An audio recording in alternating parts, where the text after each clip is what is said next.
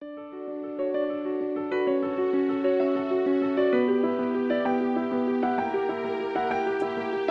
estamos dando continuidade ao capítulo 10 do Evangelho segundo o Espiritismo. Talvez alguns aqui ainda não conheçam, não leram, estão ouvindo falar pela primeira vez sobre esse Evangelho. É uma compilação do Evangelho de Jesus, orientada, essa compilação, pelos amigos espirituais, para Allan Kardec. E nos leva a reflexões que, quando nós lemos a Bíblia, o Evangelho na Bíblia, nós não conseguimos ter essa nuance, esse entendimento um pouco mais aberto do que realmente ali está. Exigiria muitos anos de estudo de cada um de nós. À medida que nós vamos estudando o Evangelho segundo o Espiritismo e a nossa mente vai se clareando, vai permitindo entendimentos que antes nós não tínhamos, ou sequer questionávamos, poderemos voltar lá no Evangelho de Jesus na Bíblia e ler aquelas passagens originais e assim ampliar o nosso entendimento e a nossa compreensão da importância desse mestre na Terra e como isso se reflete até os dias de hoje e como continuará refletindo por toda a eternidade em nós como espíritos. Bem? Então hoje eu vou falar um pouquinho sobre Bem-aventurados os misericordiosos, do item 9 ao 13, 16 a 21, uma compilação, um resumo, sobre isso. Primeira coisa que nós pegamos nesse Evangelho é bem-aventurados, felizes aqueles que são misericordiosos. Mas, infelizmente, nós não somos misericordiosos. Estamos a caminho do aprendizado dessa misericórdia. Aquele corte é o coração que é bom, o coração que é generoso, o coração que perdoa em plenitude. E nós ainda não somos capazes disso. Porque todas as vezes que cada um de nós vamos proceder a um julgamento, a uma opinião sobre o outro, seja essa opinião originária de notícias que nós recebamos, ou mesmo na nossa família, ou mesmo em nosso trabalho, nós temos a característica da impiedade e da precipitação. Nós não temos a questão da análise, de examinar o fato, para depois, sim, emitir uma opinião.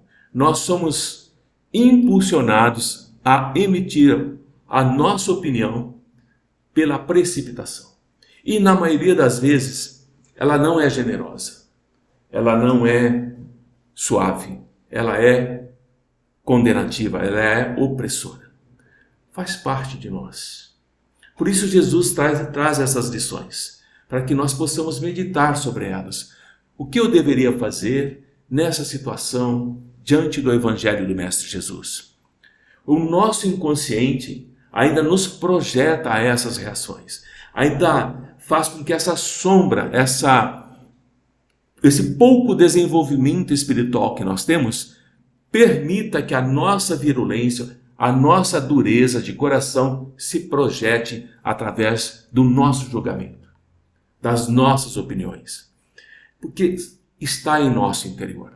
Quando o nosso interior for um interior de paz, for um interior de solidariedade, for um interior de fraternidade, nós continuaremos emitindo nossas opiniões, mas elas já não serão opiniões que irão deprimir, que irão causar raiva, irritabilidade ou mesmo desequilíbrio no outro. Essas opiniões, elas serão emitidas envoltas nesse eu interior já mais luminoso, não tão sombrio como nós ainda temos. Quando Jesus diz bem-aventurados os misericordiosos, felizes os misericordiosos, nós podemos pensar sobre nós. Nós somos felizes? O quanto de felicidade nós temos no dia? E o silêncio é a resposta. Porque nós ainda não compreendemos o que é felicidade. Nós estamos vivenciando momentos de alegria, mas não somos felizes. Porque a felicidade, para ela surgir em nós, Nós temos que estar envolvidos plenamente em amor. E nós ainda não somos capazes de amar como Jesus deseja que nós amemos. Joana de Ângeles nos fala que quando nós estamos muito na dor, muito no sofrimento, é porque nós nos distanciamos do amor. E para que essa dor, esse sofrimento possa se ausentar de nós, nós temos que caminhar em direção ao amor. Mas, de uma forma muito surpreendente, que nós não encontramos respostas em nós mesmos, nós procuramos a dor. Nós temos atitudes que irão terminar em momentos de sofrimento, angústia e dor. E desprezamos esse caminho da misericórdia, esse caminho que nos traz a paz, esse caminho que nos traz a bonança, esse caminho que nos traz a sensação de que sim, eu estou me tornando alguém melhor, como o Evangelho do Mestre Jesus nos orienta. Portanto, essa questão de misericórdia e de julgar o outro, opinar sobre o outro, é uma questão muito delicada e complexa. Porque estando dentro de nós temos um desafio muito grande, pessoal. Essa razão de os inúmeros fatos que nos cercam, que estão ao nosso redor, são fatos que nos levam a emitir constantemente opiniões, e na maioria delas, as opiniões que nós emitimos são perversas. Elas são contundentes. Elas medem, de acordo com o nosso critério evolutivo como espírito, a conduta do outro.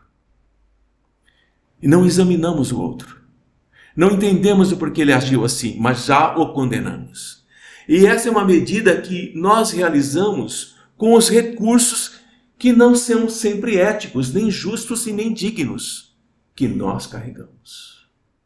Por mais que nós leiamos sobre Jesus, por mais que nós ouvimos sobre Jesus, por mais que nós possamos meditar sobre Jesus, e nos propormos sinceramente a nos modificarmos, nós nos surpreendemos e com uma certa tristeza, uma certa frustração, que pouco conseguimos.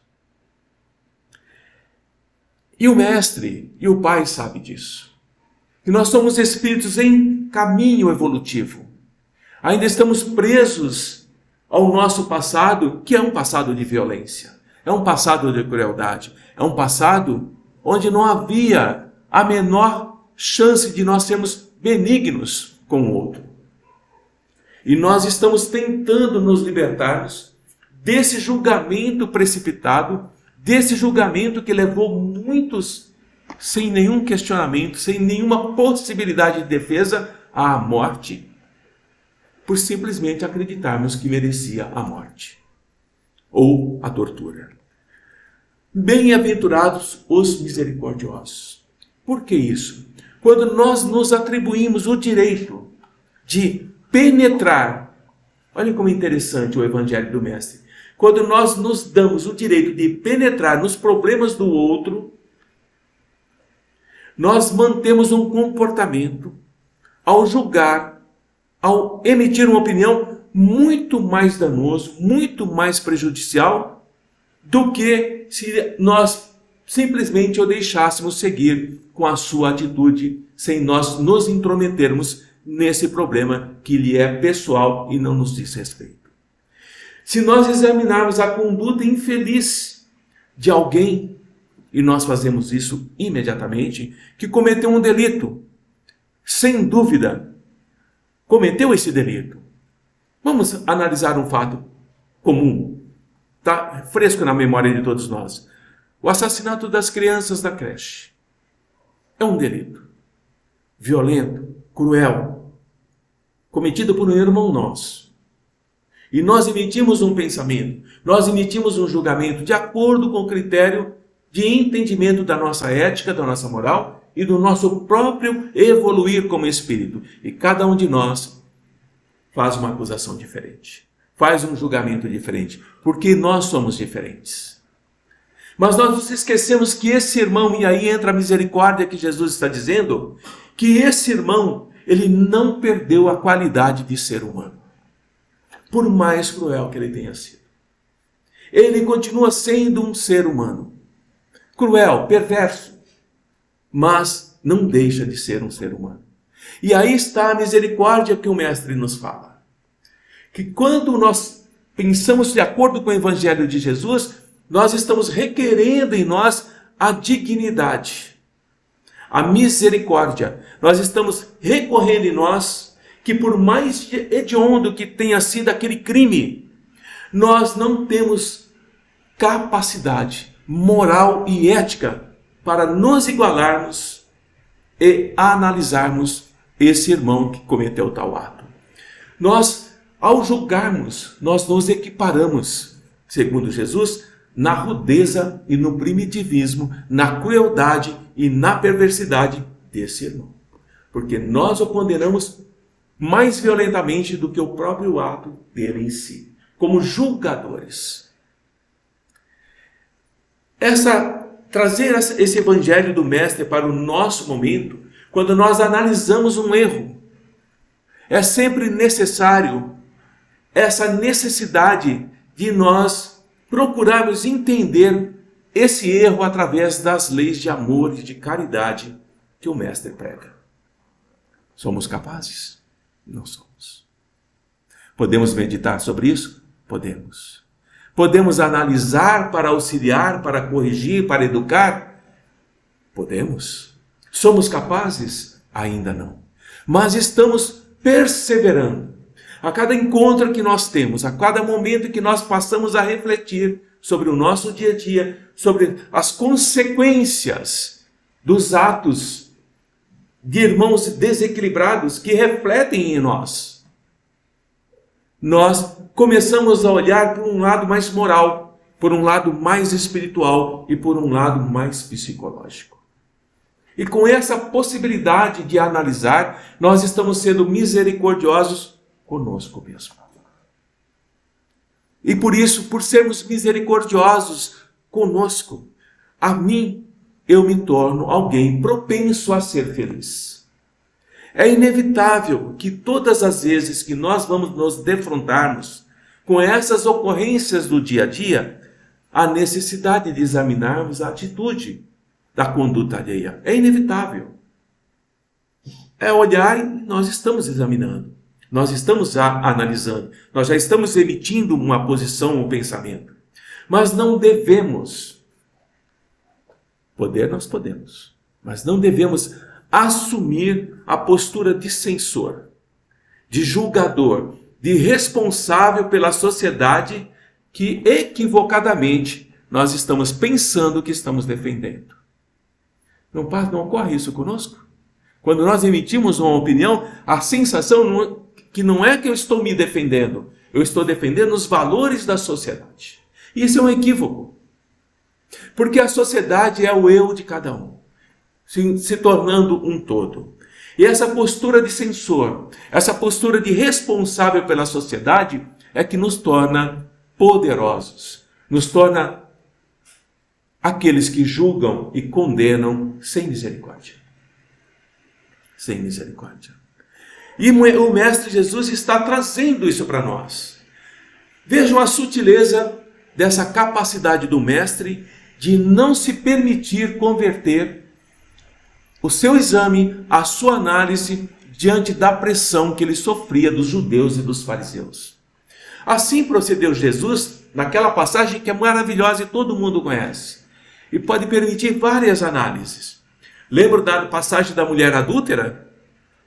Quando os escribas e os fariseus trouxeram uma mulher que fora pega em flagrante adultério. Ela estava no ato sexual quando a pegaram. Não foi depois, foi no ato. Pegaram a mulher seminua, colocaram-a de pé no meio do povo e perguntaram a Jesus: Mestre, vejam a hipocrisia. Essa mulher acaba de ser surpreendida em adultério. Onde está o homem?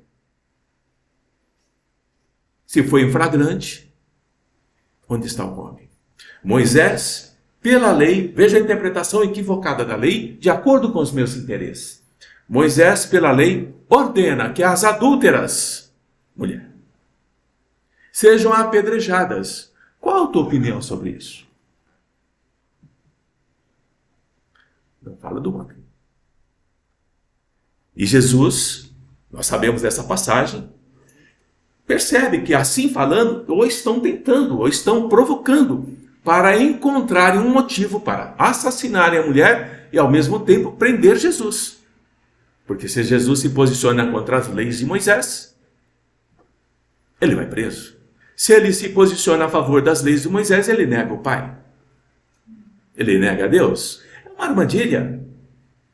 E as Escrituras nos dizem o quê? Que Jesus se abaixou e entrou a escrever na terra com o dedo. Se foi assim, não sabemos. Pode ser uma poesia de quem escreveu. A postura serena do mestre é que nos importa, para entendermos a nossa postura, para entender esse momento difícil que ele estava vivendo. Jesus não aceita a provocação. Ele não se deixa envolver por aqueles que acreditam defensores da moral, da ética, da sociedade. Ele se desvia dessas mentes perversas que desejam desequilibrá-lo. E nós estamos sujeitos o tempo todo a mentes perversas que querem nos desequilibrar, que querem que nós julguemos, que querem que nós condenemos o tempo todo. Mas eles não desistiram. Mesmo Jesus abaixado, a mulher em pé, seminua, escrevendo se é ou não, continuaram a interrogá-lo. E aqui nós percebemos que o mal, a iniquidade, os perversos, os cruéis são assim. Eles não desistem. Eles aumentam a força do ataque. Por isso que é difícil resistir. Quando você tenta mudar, aumenta a intensidade das provocações, das contundências, daquilo que nos levará a voltar a julgar e condenar sem misericórdia. Jesus se levanta e diz o quê? Aquele dentre vós que estiver sem pecado, sem erro, atire a primeira pedra. Se abaixa, novamente continua a escrever. Deixa a resposta no ar. Ele sai do foco da atenção. Ele devolve a provocação ao outro, aos fariseus, aos escribas. E eles ficam impactados, porque eles não esperavam isso. Eles ficam desarmados, desarticulados diante do comportamento do mestre, porque não aceitou a provocação. Jesus está nos dizendo, todas as vezes que forem provocados, por este ou por aquele, que estão contra o meu evangelho, contra a mensagem do Pai, não responda. Não reaja, porque senão você faz a vontade deles e não a do Pai, eximindo-se de julgamento que eles desejavam. Aqueles que o interrogavam, quando ouviram Jesus, se retiraram um após o outro, afastando-se primeiros os velhos, os que tinham mais erros, os que tinham mais pecados, os que já tinham adulterado muitas vezes, os que já tinham vilipendiado as viúvas, os que já tinham explorado o templo. E Jesus não está na rua. Jesus está numa da parte do templo. E assim vai nos ensinando que quando ele ficou a sós com a mulher colocada no meio da praça, ele está valorizando esse espírito feminino. Levantando-se, Jesus pergunta a ela, mulher, onde estão os que te acusavam? Não é os que acusam, os que acusavam. Ninguém te condenou? Não, Senhor. Também eu não te condenarei. Vai-te e de futuro não tornes a pecar. Jesus sabia examinar, sem julgar. Ele está nos ensinando isso. Como é que nós julgaríamos essa mulher adúltera, ainda nos dias de hoje? Como julgaríamos? Talvez não apedrejássemos. Não lapidaríamos. Mas o que nós pensaríamos? Que pedras mentais nós estaríamos atirando sobre ela? E temos que pensar dessa forma. Então, sem julgar, muito menos punir, como consequência, Jesus vivia feliz, porque não aceitava essas provocações. A doutrina do mestre é assim, meus irmãos. é um poema de alegria e libertação de conflitos. Quando nós começamos a entender essa doutrina, é um passo. Quando nós começamos a meditar sobre ela, é outro passo. Quando nós começamos a entender, meditar e começamos a tentar aplicar, é mais um passo. E nós estamos sim caminhando nessa senda, nessa messe do Evangelho de Jesus, para nos tornarmos felizes como o Mestre é. Os amigos espirituais nos dizem que Jesus era muito alegre, ria muito dessa autoiluminação, desse engrandecimento que Deus manifesta em todas as coisas. Basta olhar. Deus está manifesto em tudo. Por que condenamos Deus, então? Por que julgamos Deus? E por que colocamos a nossa análise sem nenhuma misericórdia sobre o outro? Se Deus está expresso em todos, quando eu julgo, quando eu condeno, eu estou julgando e condenando, sem o saber, a própria criação que o Pai nos concedeu. Desde as simples sementes até as redes de pescar, aquelas parábolas de Jesus. Quando nós examinamos sem julgar, nos deparamos com dois caminhos. Não tem três caminhos. O primeiro é de reprimir o mal, com o nosso julgamento e com a nossa análise. Reprimir o mal com sabedoria, como ensina Jesus no caso da mulher. Pois se assim não for, a sociedade jamais se libertará do mal. É necessário conter o mal. Não cumpre a nós, como humanos, auxiliar o progresso do nosso semelhante? Não diz isso o Evangelho? Ajuda-te que o céu te ajudará. Seja fraterno com o teu irmão, perdoa o teu inimigo. É para que o progresso possa ocorrer. Se eu não perdoo o meu inimigo, jamais eu me liberarei do mal que eu carrego em mim. O segundo é desacreditar a pessoa, que é o que mais nós fazemos. Quando nós criticamos as atitudes do outro, com a nossa maldade, com a nossa maledicência, quando nós estamos alimentando o mal, nós deixamos de ser misericordiosos. Pois o julgamento surge antes de nós examinarmos o que aconteceu. É inevitável. Não julgueis se não deseja ser julgado, pois com a mesma força com que você julgou, será julgado. Lei de ação e reação. Jesus é esse homem especial. É esse homem que, pela própria grandeza, pela própria autoridade com que ele estava revestido, e ele fala isso no Evangelho, essa autoridade que foi concedida a ele pelo Pai. Jesus diz: o Pai me concedeu essa autoridade. Não veio do homem, não veio de vocês. Em todo momento, Jesus manifesta essa autoridade divina. Por isso ele é este homem generoso, não sujeito às influências do nosso mundo. E tentando nos libertar das sombras dessa dor profunda que nós carregamos. Era severo? Era quando necessário, mas não era hostil. Nós somos severos, somos hostis até quando não é necessário. Tranquilamente. Era generoso, mas não era covarde. E nós confundimos essas duas opções de vida. Amigo de todos, mas não era conivente com os erros. Quando Pedro o chama em particular, dizendo: não, mestre, isso que estás dizendo não é verdade, estaremos sempre contigo, Jesus estava dizendo que logo 2 dias depois seria crucificado. E Pedro chama a atenção do mestre em particular. E Jesus diz: afasta-te, Satanás, porque não és tu que está falando, Pedro. É aquele que é o divisor, aquele que separa. Então Jesus chamava realmente a atenção. Ele sabia desmascarar a hipocrisia, como fez com os fariseus e os escribas no caso da mulher adúltera. Ele desmascarou a todos. E ele não temia repreendê-los em público. Quem ousaria repreender um sacerdote em público?